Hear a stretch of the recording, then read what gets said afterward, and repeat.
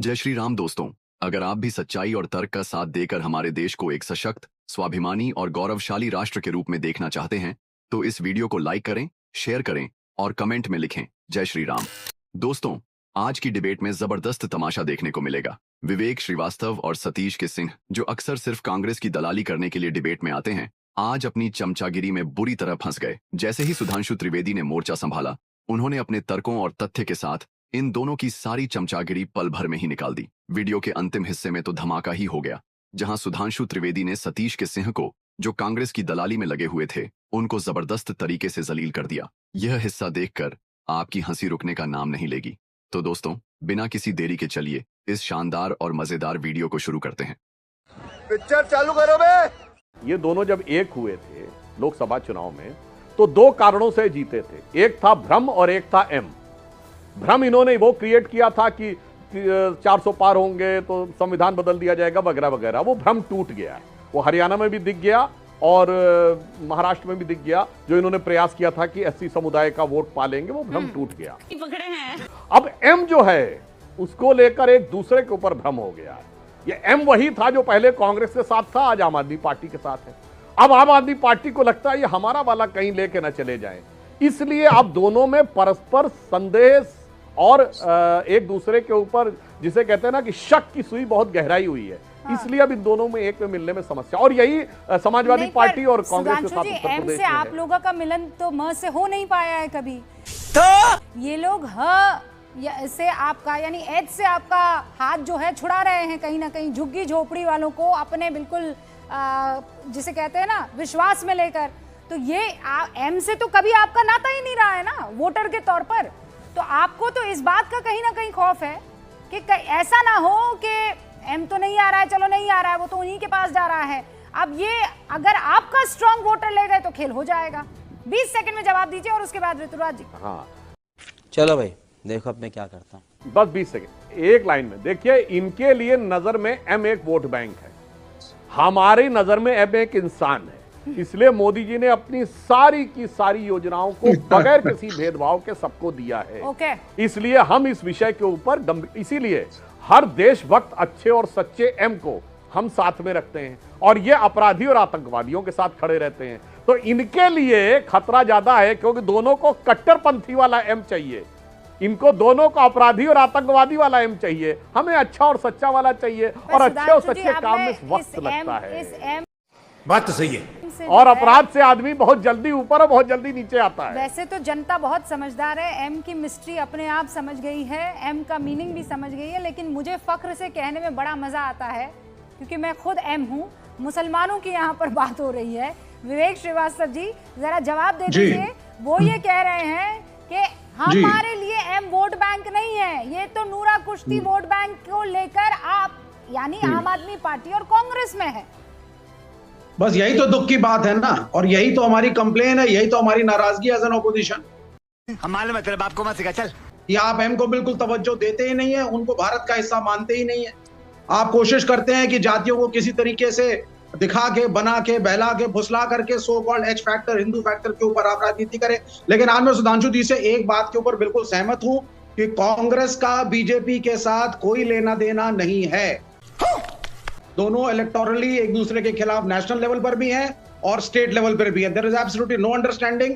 मैं इस मामले में बड़ा क्लियर हूं। हाँ। और दूसरी बात यह है कि हाँ, ये भी यहाँ पे ठीक कह रहे हैं कि हो सकता है आगे चल करके फिर से कांग्रेस और आम आदमी पार्टी, पता लगा 15 दिन के बाद फिर से हम साथ में चल रहे हो सारे के सारे इंडिया अलायंस में, ये भी ठीक कह रहे हैं। लेकिन एनालिसिस ये है कि राज्यों के अंदर, नहीं आपको लगता है बहुत अच्छी बात है वर्चस्व को कि बचाना आप दिल्ली के चुनावों में चूना लगाएंगे, बेवकूफ बनाएंगे और उसके बाद वापस साथ आ जाएंगे। की नहीं है। अच्छा, देखिए, आपको तीसरे मोर्चे की राजनीति अगर आप उसके ऊपर थोड़ा भी गौर फरमाएं, चाहे वो देवेगौड़ा का टाइम हो, आईके गुजराल का टाइम हो, तो non BJP, non Congress fronts इस देश में बनते रहे हैं। उनका अपना समीकरण है, क्योंकि रीजनल पार्टीज स्टेट में स्ट्रांग रहती हैं।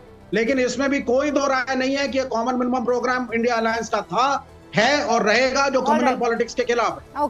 अभी बदत है भाई, अभी बदत है। सुनिए, बहुत बहुत अच्छी बात ऋतुराज जी ने कितना अच्छा बोला है कि अभी देखिए सारी के सारे चिन्ह हो जाएगा। बस 5-4 चीजें गिना रहा हूं। इन्होंने कहा प्राण जाए पर वचन न जाए। जब राजनीति में नहीं आए थे, कभी राजनीति में नहीं आऊंगा, वचन नंबर 1। वचन नंबर 2, सारी संसद चोर है। वचन नंबर 3, बच्चों की कसम खाता हूं कि कभी कांग्रेस से समर्थन नहीं लूंगा। वचन नंबर 4, फिर इतने सारे वचन, नंबर 4, 5, 6, 7, 8, गाड़ी नहीं दूंगा, बंगला नहीं दूंगा, सिक्योरिटी नहीं दूंगा, वगैरह वगैरह वगैरह वगैरह, वो सारी की सारी ले लिया।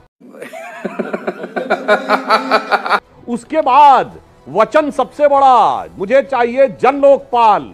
अरे दिल्ली में तो पूर्ण सरकार नहीं है, पंजाब में कहां गया जन लोकपाल? वो तो छोड़िए, इनकी पार्टी के अंदर एक लोकपाल थे एडमिरल रामदास, उनको ही ठिका दिए। साहब क्या वचन निभाया है और क्या सामने आके बोला है।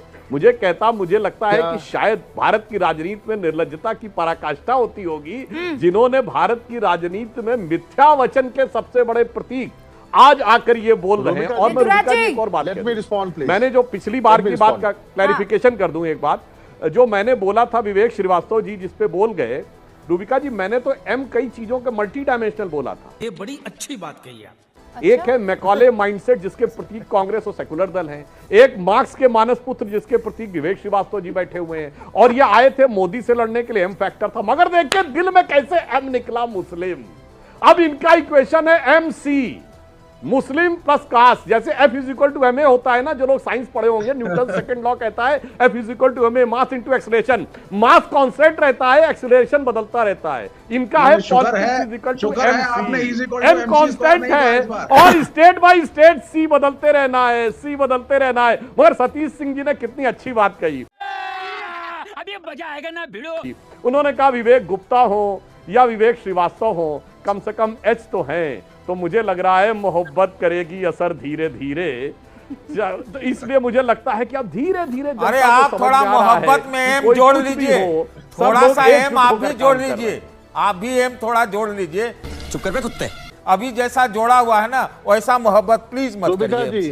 ऋतुराज जी 1 सेकंड आ रही हूँ। देखिए सतीश जी जवाब दे दूं, हाँ। सतीश जी जवाब दे दूं, देखिए इधर उधर की बात मत करिए प्लीज, लेट मी रिस्पॉन्ड। हाँ ऋतुराज जी रुकिए, 1 सेकंड रुकिए ना, बस रुक जाइए, आ रही हूँ आपके पास। एक लाइन बस। ऋतुराज जी मैं सतीश जी की बात का जवाब देता हूं। सतीश जी, हम जिस एम को लाते हैं ना, वो आपके जो लोग एम है उनके पसंगे पे नहीं रहता। हम डॉक्टर कलाम को राष्ट्रपति बनाते हैं, आरिफ मोहम्मद खान साहब को राज्यपाल बनाते हैं। क्या बात, ये बात है। उनसे बड़ा आलिम फाजिल मुस्लिम अगर कोई हो, जो कुरान हदीस से लेकर किसी मुद्दे के ऊपर पॉलिटिकल क्लास में, मैं उलेमा इकराम की बात नहीं कर रहा हूं, अगर कोई बात करके दिखा दे, और कलाम साहब से बड़ा साइंटिस्ट पिछले 800-700 सालों में हुआ हो, या 400-500 सालों में बैतुल हिकमत जो था बगदाद में, जो मुस्लिमों की सबसे बड़ी यूनिवर्सिटी थी 10वीं शताब्दी और 11वीं शताब्दी में, when Muslim knowledge was at its peak. अरे इसी पर थोड़ा और आगे बढ़िए सुधांशु जी, अच्छी बात की है आपने।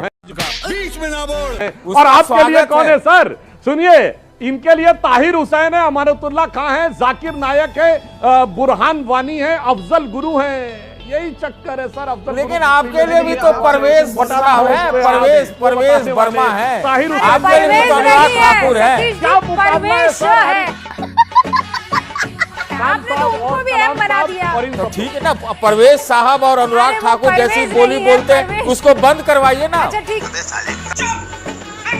तो पहली बात तो ऐसे लोगों को आप उतनी गालियां दो जितनी आपको आती है, जितनी नहीं आती लोगों से पूछ कर दो।